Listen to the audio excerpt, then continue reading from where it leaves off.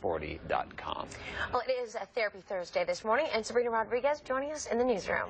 Yes, and being joined by a very special guest. So this is Erin Ambrose, and you're with William Jessup University. Right. And the actual job title, Marriage and Family Therapist and Psychology Professor. So very experienced, and we're talking about how to deal with the diagnosis because, and on both sides of the issue, if you are the person receiving the diagnosis, and even if you're a family member or a loved one who's gotten this diagnosis. Yeah. Difficult on all sides. Definitely. So let's start first with the patient, because I have been told by a number of people that the most devastating and life-changing words you can get is, you have cancer. You're right. Absolutely. I've been on both sides of that coin as someone who's been diagnosed and someone who is supporting someone. And I think the most important thing to remember is to take time once you've gotten that diagnosis to really kind of absorb those words and process your own emotions and feelings about it before spreading that out to the wider audience, because you're going to be bombarded with people wanting to give advice, well-meaning but unnecessary, not needed. So take some time to deal with that yourself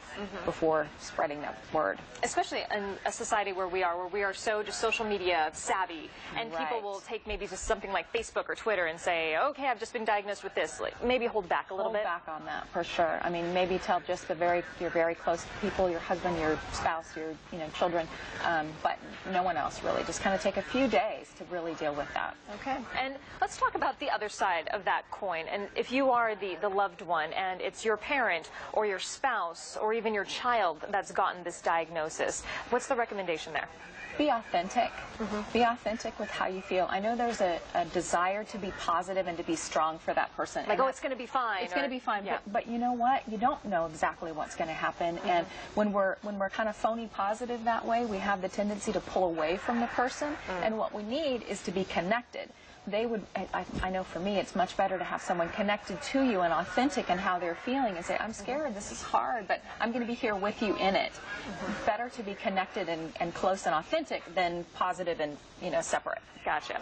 And let's talk really quickly as we're coming down to our final moments here and talk about support groups and reaching out and getting help for both sides, patients and the loved ones. Absolutely. A patient needs support. There's good support out there for the patient, but also really important for the person who's giving support. They may need even more support. They have to do everything for the other person, and something called compassion fatigue, where it's exhausting, emotionally exhausting to be a support. So counselingcalifornia.com can be a great resource where you can find, it's not a weakness to need support. No. So look for that, grab it. You can be a better support to the person if you're getting support yourself. Definitely. And even if you think you don't need it, just go and get the help anyway. Go to a group, just talk to somebody. Right. Support groups can be wonderful because you're all in it together, all kind of knowing what it feels like to be in this position at this place.